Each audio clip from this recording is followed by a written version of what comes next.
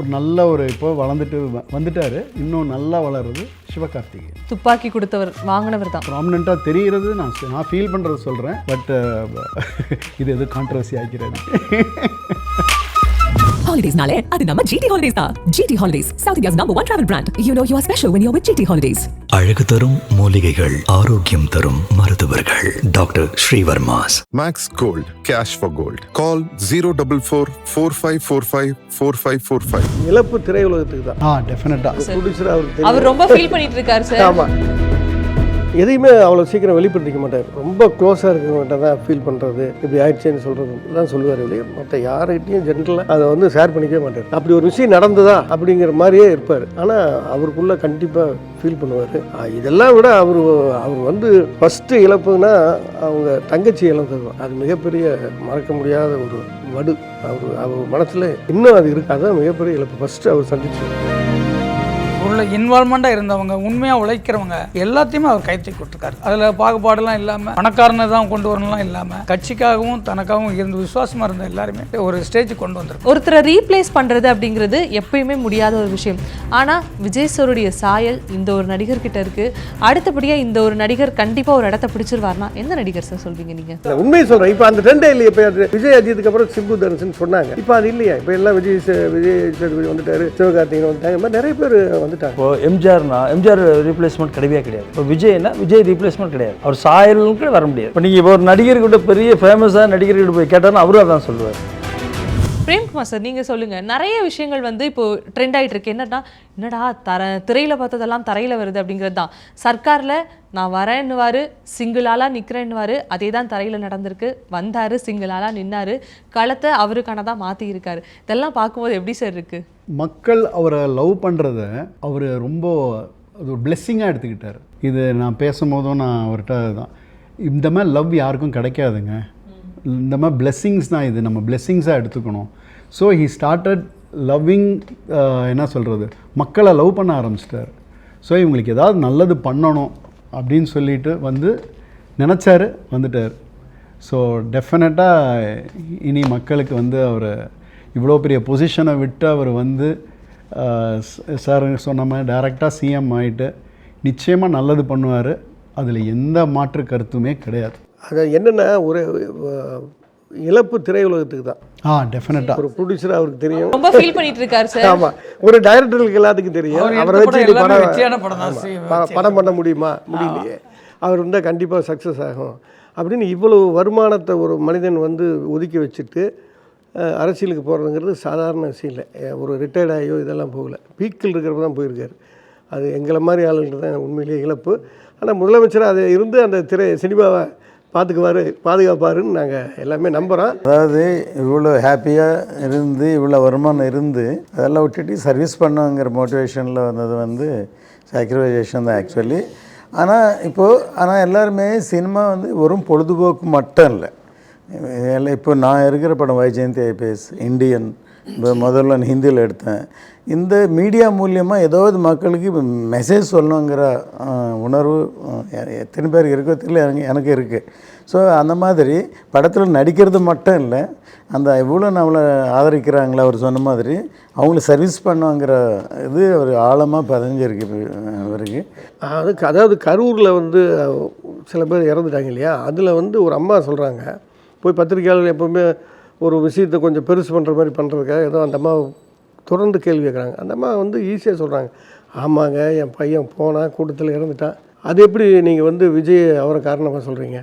அதெல்லாம் அவன் போய் இதாகிட்டான், அதுக்கு அவர் என்ன பண்ணுவார் அப்படின்னு அவர் பக்கம் தான். தன்னுடைய மகன் இழந்தால் கூட அவருக்கு தான் சப்போர்ட் பண்ணி இந்த மக்கள், அந்த மாதிரி தாய்மார்கள்லாம் அன்றைக்கி அந்த அம்மா பேசின பார்த்து எனக்கு ஆச்சரியமாக இருந்துச்சு. ஸோ அப்போ அவர் மேலே எவ்வளோ ஒரு நம்பிக்கை இந்த மக்கள் வச்சுருக்காங்க.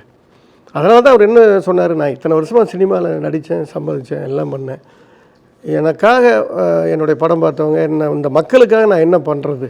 இப்போ எம்ஜிஆர் சொன்னது தான், நாடு என்ன செய்தது உனக்கு, கேள்விகள் கேட்பது எதற்கு, நீ என்ன செய்தாய் அதற்கு, நினைத்தால் நன்மை உனக்குன்னு பாட்டில் சொல்லியிருப்பார். அது மாதிரி தன்னை நம்பின மக்களுக்கு இந்த நாட்டையும் நல்லபடியாக வச்சுக்கணும், பாதுகாப்பாக பார்த்துக்கணுங்கிற ஒரு எண்ணத்தில் தான் இது எல்லாம் விட்டுட்டு அந்த இடத்துக்கு போயிருக்காரு. கண்டிப்பாக பார்த்துக்குவாருங்கிற நம்பிக்கை என்ன மாதிரி மக்கள்னால எனக்கு அந்த நம்பிக்கை இருக்குது. கண்டிப்பா. ஏன்னா அந்த கரூர் இன்சிடென்ட் நடந்ததுக்கு அப்புறமே பாதிக்கப்பட்ட மக்களை நேரில் சந்திச்சு பேசும்பொழுது மன்னிப்பு கேட்டார். நிறைய பேர் சொன்னாங்க காலில் விழுந்து மன்னிப்பு கேட்டாருங்க அவருன்னு சொல்லியிருந்தீங்க.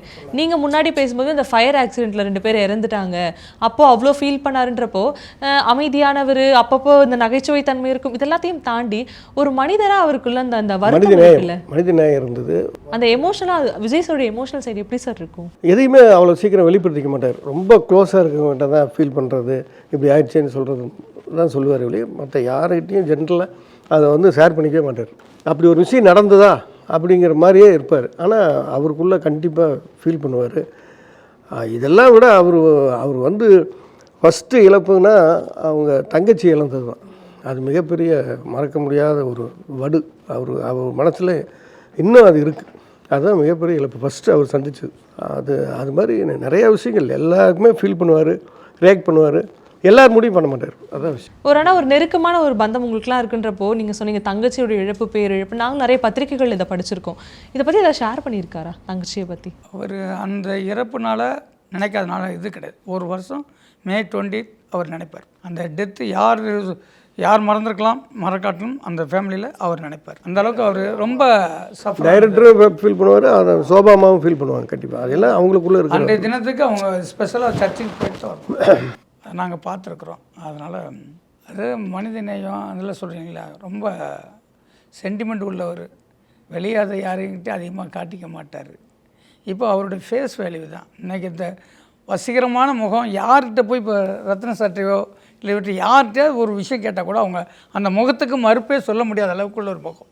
ஏன்னா இப்போ நம்ம பார்த்துருக்கோம், ஜெயிச்சு ஒவ்வொரு ஆப்போசிட் பார்ட்டிக்கிட்டு போனாலும் சரி அத்தனை பேரும் அவர் அக்செப்ட் பண்ணக்கூடிய ஒரு ஃபேஸாக தான் அவருடைய முகம் இருக்குது. இல்லை எந்த முதல்வரானதுக்கப்புறம் இத்தனை பேர் போய் ஆப்போசிட்ல இருந்து சந்திச்சதே இல்லை. அண்ணாதுரை மட்டும் காமராஜரை சந்திச்சாரு, ஒருத்தர் தான். எம்ஜிஆர் கூட ராஜாஜியை சந்திச்சாரு, அவ்வளோதான். வேற யார்? இவர் அப்படி இல்லை. ஆப்போசிட் நின்னவன் எல்லாரும் போய் பார்த்துட்டு வந்து அது ஒரு பெரிய விஷயம், பெரிய அரசியல் மாற்றம். சொன்ன மாதிரி நல்லா அது அந்த மனசு வரணும், இறங்கி போய் பார்க்கணுங்கிறதே இருக்க. அதுவே ஒரு வெற்றிக்கான ஒரு விஷயமா தான் பார்க்குறோம். இதெல்லாம் தான் அவருடைய வெற்றி காரணம் பண்ணிருக்கலாம். ஆமாம், இன்றைக்கி எல்லாமே கேட்குறாங்க, அவர் ஏன் பேச மாட்டேங்கிறார் அப்படின்னு. அவரை பற்றி தான் எல்லாருமே பேசுகிறாங்க. அவர் பேசவே இல்லையா, அவரை பற்றி தான் எல்லாருமே பேசுகிறாங்க. பட் என்னென்னா எப்பவுமே அதிகமாக பேச மாட்டார். காட்டிட்டார் என்னன்னா ஒரு சாதாரண மனிதனு கூட அரசியலுக்கு வர முடியும் அப்படிங்கிற மாதிரி கேண்டிடேட்ஸை அப்படியெல்லாம் செலக்ட் பண்ணி. இப்போ ஒன்றும் இல்லை, இப்போ விருகம்பாக்கம் சட்டமன்ற உறுப்பினர் இருக்கார் ராஜேந்திரன், அவர் தான் டிரைவருடைய பையன். அவர் தான் எல்கேஜியிலேருந்து படிக்க வச்சார். விஜய் தான் காலேஜ் வரைக்கும் படிக்க வச்சார். இப்போ எம்எல்ஏ சீட் கொடுத்து மினிஸ்டருக்கு இணையான அரசு கொறடா அந்த பதவியை கொடுத்துருக்காரு. மிகப்பெரிய சாதனை இல்லை, சாதாரண விஷயமா. இந்த ரசிகர் மன்றத்தில் இருந்தவங்க, உள்ள இன்வால்மெண்ட்டாக இருந்தவங்க, உண்மையாக உழைக்கிறவங்க எல்லாத்தையுமே அவர் கைத்தூக்கி கொடுத்துருக்காரு. அதில் பாகுபாடெல்லாம் இல்லாமல், பணக்காரனை தான் கொண்டு வரணும்லாம் இல்லாமல், கட்சிக்காகவும் தனக்காகவும் இருந்து விசுவாசமாக இருந்த எல்லாருமே ஒரு ஸ்டேஜுக்கு கொண்டு வந்திருக்கிறார். கூட்டாட்சின்றது இது வரைக்கும் யாருமே பண்ணதில்லைல்ல. அவர் பிகினிங்லேருந்து அதான் சொல்லிட்டு இருந்தார், வாங்க எல்லாரும் வாங்க கூட்டாட்சி, ஆமாம் அப்படின்னு சொன்னார். இதுதான் ஃபஸ்ட் டைம். ஏன்னா நல்லது செய்யணும்னு நினைக்கும் போது எல்லாரும் வாங்க, எல்லாரும் சேர்ந்து நல்லது செய்வோமே. கூட நின்னவங்க யாரும் இல்லை, தனியாக நின்று ஆப்போசிட்டாக நிற்கிறவங்கள அந்த கட்சியிலேருந்து கூப்பிட்டு பதவியை கொடுக்குறாரு. அதாவது ஒன்று சொல்லிக்க விரும்புகிறேன், இதில் வந்து வந்தோம் இருந்தோம் போனோம் அப்படின்றது இல்லாமல் யூ மேக் அ மார்க். இப்போ இன்றைக்கும் எம்ஜிஆர் சார் இறந்து இத்தனை வருஷங்கள் ஆயும் அவரை பற்றி பேசுகிறோம். எல்லா லீடர்ஸுமே ஜெயலலிதா அம்மாவை பற்றி பேசிக்கிட்டே இருக்கோம். சொல்கிறேன் அந்த மாதிரி யூ மேக் அ மார்க். இன்னொரு நல்லது பண்ண இன்னொரு 100 வருஷம் 150 வருஷம் சாரை பற்றி பேசுவாங்க அப்படின்றது என்னுடைய எண்ணம். இப்போது சாருடைய வரவேற்பு எப்படி இருக்குன்னா, கெரியருடைய உச்சம் அவர் சொன்னதை தாண்டி நம்ம பார்க்குறதே அப்படிதான். ஒரு கெரியருடைய உச்சத்தை தாண்டி அது வேண்டாம் அப்படிங்கிறத விட்டுட்டு மக்களுக்காக வந்திருக்காருன்னா அந்த கெரியருடைய உச்சத்துக்காக எவ்வளோ கடந்து வந்திருக்காருங்கிறது எல்லாமே பேசணும். அந்த கெரியருடைய உச்சம் இருக்குல்ல, உதறிட்டு வந்தாருன்னு மட்டும்தான் இப்போ நம்ம பேசுகிறோம். ஆனால் அந்த உச்சம் எப்படி வந்ததுன்னு ஒரு விஷயம் இருக்குல்ல. ஆரம்ப நாட்கள்லேருந்து பயணித்த கோயம்புத்தூர் மாப்பிள்ளை படம் எடுத்த நீங்களே சொல்லிடுங்க ஃபஸ்ட்டு. ஏன்னா ஸ்டார்டிங் ஸ்டேஜில் அவர் கூட இருந்திருக்கீங்க. அந்த உச்சம் முதல்ல அவரை நம்பினார். அவர் மேலே அவருக்கு நம்பிக்கை இருக்கணும் இல்லையா, அந்த நம்பிக்கை. அப்புறம் விடாமுயற்சி, அதுதான். அப்புறம் பிடிவாதம். அப்புறம் என்ன வேணாலும் சொல்லுங்கள், என்ன வேணாலும் பேசுங்க, நீங்கள் பேசிகிட்டே இருங்க, நான் செஞ்சிட்டே இருக்கேன் அப்படிங்கிற தன்னுடைய அந்த வேலையில் மட்டும் கான்சன்ட்ரேஷன் பண்ணது. முன்னாடி இல்லாட்டி கூட அப்புறம் ஒரு வசதியான ஒரு பையன்தான், பிறக்கிறப்ப தான் கஷ்டம். என்ன சொல்ல போனால் பேர் சொல்ல விரும்பல, எங்கள் டைரக்டர் அசிஸ்டன்ட் டைரக்டராக இருக்கிறப்ப அந்த பால் பவுட்ரு ஒரு மில்கில் பாலில் கலந்து கொடுக்குறதுக்காக ஒரு பவுட்ரு வாங்கி குழந்தைங்களுக்கு இது பண்ணுவாங்க. ஒரு நடிகர் வீட்டில் போய் காலையிலேருந்து நைட்டு வரைக்கும் அவர் எங்கெல்லாம் போவாரோ கூடவே போய் இருந்து அதுக்காக அந்த விஜய் கொடுக்குறதுக்காக அந்த இதுக்காக வெயிட் பண்ணி 2 நாளாக போய் அவருக்கு அது கிடைக்கல, திரும்பி வந்துட்டார்.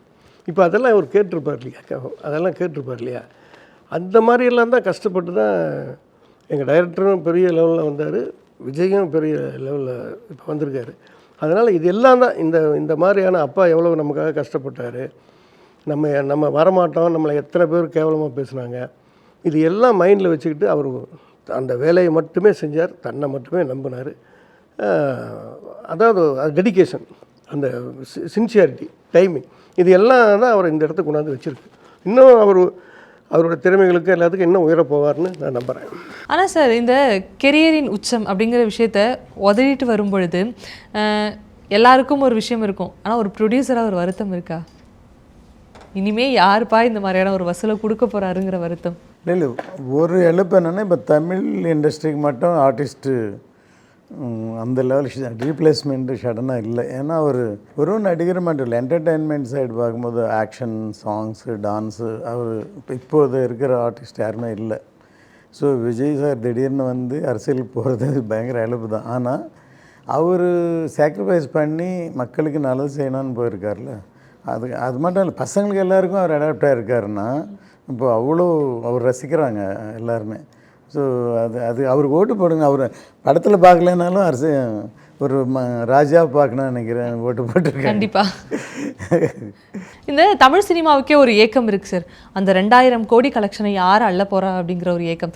விஜய் சார் இருந்திருந்தானா கண்டிப்பாக அந்த 2000 கோடி அவர் அடிச்சிருப்பாருப்பாங்கிற ஒரு நம்பிக்கை இருக்கா அவங்களுக்குள்ள? சோஷியல் மீடியாவில் வர்றது 2000, 3000 இதெல்லாம் நாங்கள் இப்போது நிறைய குறைகள் இருக்குது சினிமா இண்டஸ்ட்ரியில். ஸோ ஒரு பர்சன்டேஜ் ஆஃப் சக்ஸஸ் 10% இருந்தால் 80-90% சக்ஸஸ் இல்லாமல் இருக்கும்.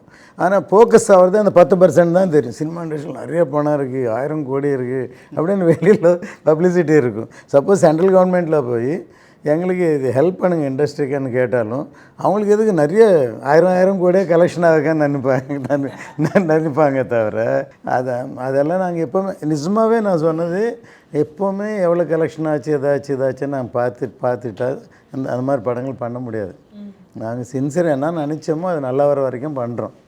அந்த நல்ல சக்ஸஸ் ஆச்சுன்னா எங்களுக்கு ரொம்ப சந்தோஷம், அப்போ நம்ம படம் ஹிட் ஆச்சுன்ட்டு அடுத்த படத்துக்கு போயிட்டே இருப்போம். அதனால் இண்டஸ்ட்ரி, அதனால் ஏன் டிஸ்ட்ரிபியூட்டர் கூட ஒரு 10 படம் பண்ணுவாங்க, அதில் ஒரு படம் ஓடும், 7-8 படம் ஓடாது. அட்லீஸ்ட் அந்த ஒரு படம் அவங்களுக்கு ஊக்கம் கொடுக்கும், நம்பிக்கை இருக்கும். தியேட்டர் ஃபீடிங் எல்லாமே இண்டஸ்ட்ரி சர்வைவல் ஆகிட்டே இருக்குது.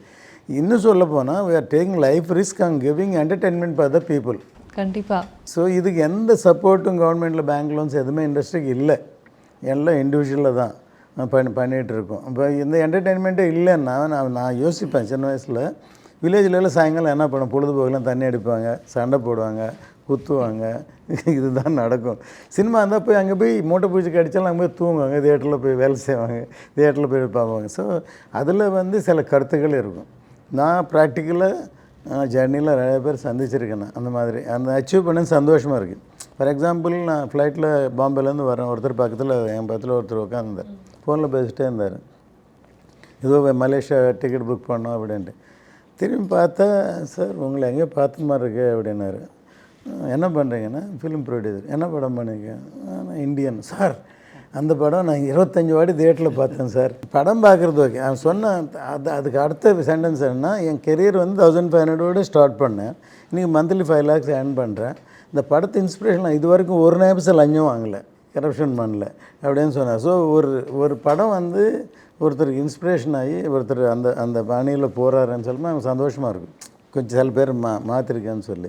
அந்த படத்தை ரொம்ப தூரம் போகவே இல்லை, இவரையே சொல்லலாம்.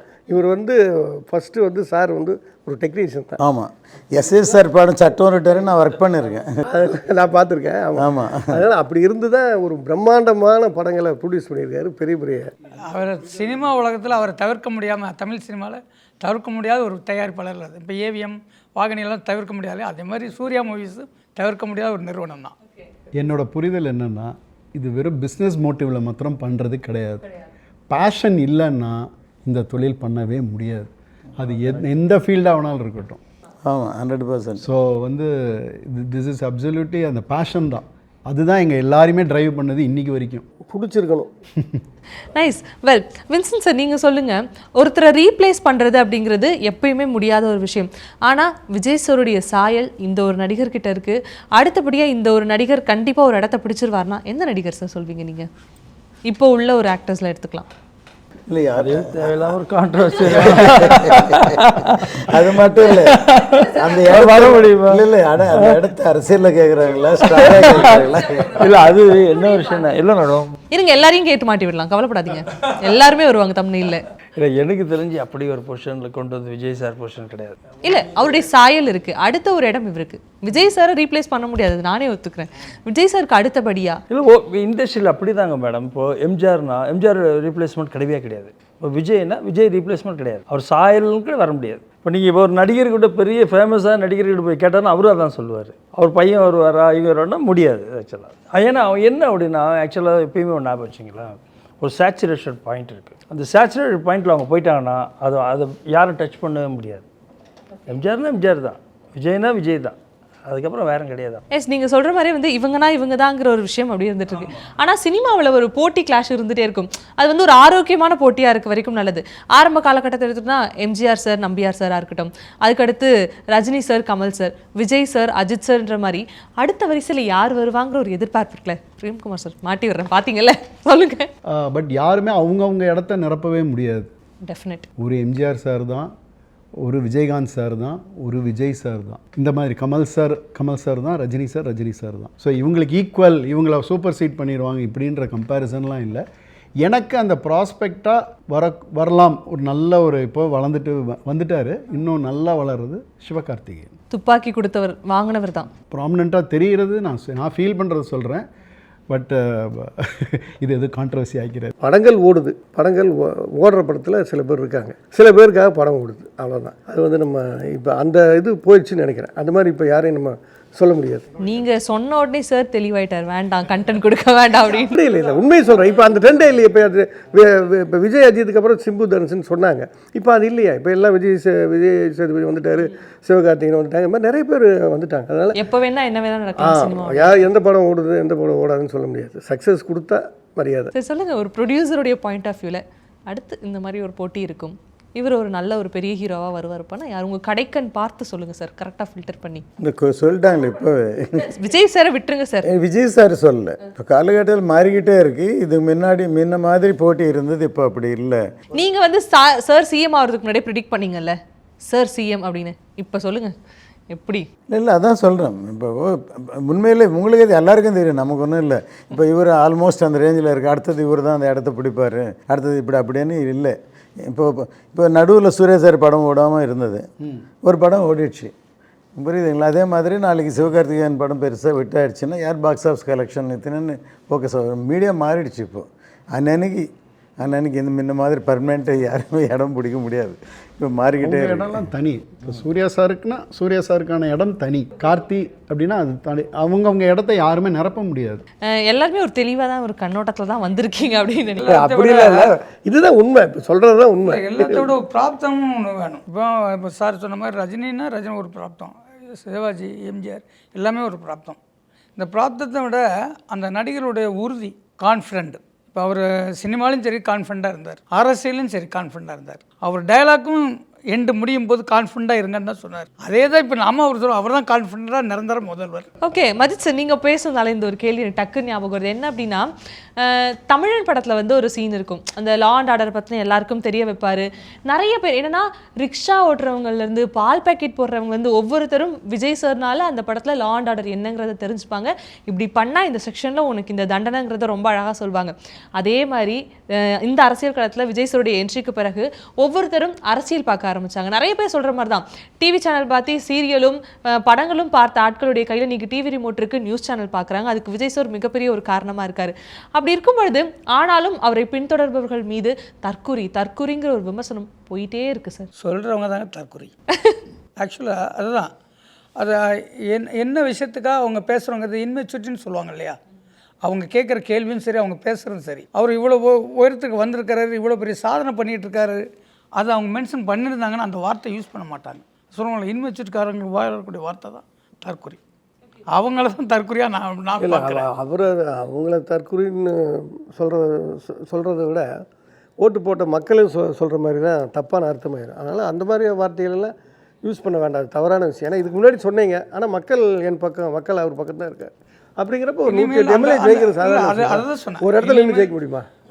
அதெல்லாம் அப்படியெல்லாம் சொல்லக்கூடாது. நாகரிகம் இல்லாத பேச்சு விமர்சனம், அதுதான் நாகரிகம் தாங்கிக்க இல்லாதவங்கள தான் அந்த வார்த்தை. நான் அப்படி தான் பார்க்குறேன். யார் யார் அந்த வார்த்தை சொல்கிறாங்களோ அந்த வார்த்தை சொல்கிறவங்களுக்கு அந்த மெச்சூரிட்டியில் அந்த பக்குவம் வரலன்னு தான் நான் சொல்கிறேன். இது ஒரு பொதுவான ஒரு கேள்வியாக இருக்கலாம். என்ன அப்படின்னா, விஜய் சருக்கு ஒரு கிரேஸாக இருக்கட்டும், அவருடைய படங்களுக்கு அவருடைய கேரக்டருக்கு ஒரு கிரேஸ் எல்லாத்தையுமே தாண்டி படத்தோட டைட்டிலுக்கு ஒரு மிகப்பெரிய கிரேஸ் இருந்துகிட்டே இருக்கும் சார். என்ன அப்படின்னா, யூத் அப்படிங்கிற ஒரு படம் வந்து விஜய் சார் நடித்தார், அது யூத் 2 அப்படிங்கிற மாதிரி இருக்குது. குஷி வந்து அதே வந்து இப்போ வந்திருக்கு. லவ் டுடே அது இருக்குது. தமிழன் அப்படிங்கிற ஒரு படத்தையுமே வந்து ஆலப்புறான் தமிழன், இந்த மாதிரியான விஷயங்கள் அவருடைய திரைப்படங்கள் மீதான ஒரு கிரேஸ் இருந்துகிட்டே இருக்குது. இந்த படங்கள் சூஸ் பண்ணுறது இருக்குல்ல, அந்த படத்தினுடைய பெயர்கள் சூஸ் பண்ணுறது இருக்குல்ல, அது யாருடைய காலாக இருக்கும்? அதில் ஏதாவது சுவாரஸ்யமான விஷயங்கள் நடந்திருக்கா? ப்ரொடியூசர் ஆகி நீங்களே சொல்லுங்கள். ஜென்ரலாக கதை சொல்லும்போது டைரக்டர் சொல்லுவாங்க, சம்டைம் சிலது நானும் சொல்லுவோம். அது அந்த சுச்சுவேஷன் வைத்து இருக்கும். ஃபார் குஷி டைட்டிலே ஃபிக்ஸ் ஆனது எப்படின்னா, ஃபஸ்ட்டு டைட்டில் டைரக்டர் சொன்னது முத்தம், கிஸ். முத்தம்னு சொல்லி டைட்டில் அனௌன்ஸ் பண்ணல. ஓகே. ஆனால் நான் சொன்னேன் லேடிஸும் வர மாட்டாங்க, வேண்டாம் சூர்யா ஏதாவது மாற்றுன்னு சொல்லி எவ்வளோ போகிறானாலும், இல்லை சார் லவ்வுக்கு இன்னர் மீனிங் தானே சார் முத்தம். அப்படி பேசிகிட்டு இருக்கும்போது ஜாலியாக குஷியாக அப்படின்னு சொல்லி பேச்சுவாக்கில் தான் குஷன் பிடிச்சோம். ஓகே. ஆனால் அந்த குஷிங்கிற வேர்டு எல்லாருமே என்ன நினைப்போம், ஹிந்தி வேர்டு அனுப்போம். இல்லை, it is a Persian word. இந்தியாவில் இருக்கிற எல்லா மொழியிலையும் லோ கிளாஸில் ஹை கிளாஸுக்கு அது என்ட்ராயிருக்கு. குஷின்னு சொல்லும்போது உங்கள் பேசி ஒரு ஹாப்பினஸ் தெரியும். 2 எழுத்து, ஆனால் யாருமே வைக்கல சார். அப்படி தான் குஷின் வச்சோம். அது தமிழில் வச்சோம், தெலுங்கில் வச்சோம், ஹிந்தியில் வச்சோம். ஸோ எல்லா மொழியிலையும் குஷின் வச்சோம். அந்த மாதிரி ஒவ்வொரு காலகட்டத்தில் அந்த கதை வச்சோ அந்த சுச்சுவேஷனை வச்சோ ஏதோ ஒரு ஐடியா வச்சு தான் டைட்டில் ஃபிக்ஸ் ஆகும். சில பேர் இதுதான் டைட்டில்னு சொல்லி ஃபிக்ஸ் பண்ணே படம் பண்ணும். சிவகாசிக்கு ரிலீஸ் டேட்டே ஓப்பனிங் அன்றைக்கி என் லைஃப்பில் ஷூட்டிங் அன்றைக்கே ரிலீஸ் டேட் அனௌன்ஸ்மெண்ட் ஒன்று சிவகாசி தான். தீபாவளி ரிலீஸ்ன்னு சொல்லி தீபாவளி சிவகாசி பட்டாசு ஃபேமஸ்ஸு, படம் முடிஞ்சிடும், தீபாவளி ரிலீஸ் பண்ணலாம், ஓப்பனிங் அன்றைக்கே ரிலீஸ் டேட் ஃபிக்ஸ் பண்ணிட்டோம். ஓகே. முன்னாடி எல்லாம் படம் எப்போ முடியுதோ அப்போ தான் டேட்டு போடும். இந்தியன் எல்லாமே தான் ஆரம்பித்தோம். ஏப்ரல் 14th ரிலீஸ் பண்ணலான்னு சொல்லி டைரக்டர் சங்கர் சார் ஃபினிஷ் பண்ணார். நான் இல்லை சார் பண்ணலான்னு ஷாக் ஆகிட்டார் அவர். என்ன சார் எல்லாருமே இப்போ படம் முடியுதா ரிலீஸ் பண்ணலான்னு நினைப்பாங்க. நீங்கள் என்னென்னா, நம்ம வந்து April 14th Tamil new year's day 1 day festival இல்லை, அந்த ஒரு நாளுக்காக நம்ம படம் எடுத்தோம். நம்ம படம் என்றைக்கு ரிலீஸ் அன்றைக்கி ஃபெஸ்டிவல். நிஜமா இப்படி தான் சொல்லேன் நான். இதுக்குன்னா சைமல்டேனியஸாக Tamil Telugu at a time release, அது வரைக்கும் சைமல்டேனியஸ் ரிலீஸ் ஆனதே இல்லை. அப்புறம் என்டையர் வேர்ல்டெல்லாம் ஆடியோ ரீச் ஆகணும், எல்லாம் ஆகணும், அது டைம் வேணும். அதனால் May 8th எலெக்ஷன் ரிசல்ட் முடிஞ்சு May 9th ரிலீஸ் பண்ணோம். இந்த அன்றைக்கி தான் ஃபெஸ்டிவல்னு சொன்னதுனால நான் என்ன ரிலீஸ் அன்றைக்கி மவுண்ட் ரோட்டில் தேவி தியேட்டர் மேலே பெலூன்ஸ் ஃபெஸ்டிவல் மாதிரி க்ரியேட் பண்ணோம். அன்றைக்கி இந்த ஒரு அழகான நாளில் வந்து நாங்கள் கூப்பிட்ட உடனே சிஎம் சருக்காக நாங்கள் வரோம், அவர் கூட நாங்கள் ட்ராவல் பண்ணியிருக்கோம், வரோம் அப்படின்னு எங்களுடைய அழைப்பை ஏற்று வந்திருக்கீங்க. நிறைய விஷயங்கள் பகிர்ந்துருக்கீங்க. வாவ், இதெல்லாம் நடந்திருக்கா, இத்தனையும் கடந்து வந்திருக்காரா அப்படிங்கிற மாதிரி நீங்கள் சொன்ன ஒவ்வொரு விஷயங்களும் எங்களுக்கு இருந்துச்சு. எங்களுடைய அழைப்பை ஏற்று இங்கே வந்து எங்களுக்காக நிறைய விஷயங்கள் பகிர்ந்ததுக்கு ரொம்ப ரொம்ப நன்றி சார். அனைவருக்கும் நன்றி. வாய்ப்பு இருந்தால் மீண்டும் ஒரு மிகப்பெரிய இடத்துல சந்திப்போம். நன்றி sir. Thank you thank you thank you. Holidays-nale, அது நம்ம GT Holidays தான். GT Holidays, South India's #1 travel brand. You know you are special when you're with GT Holidays.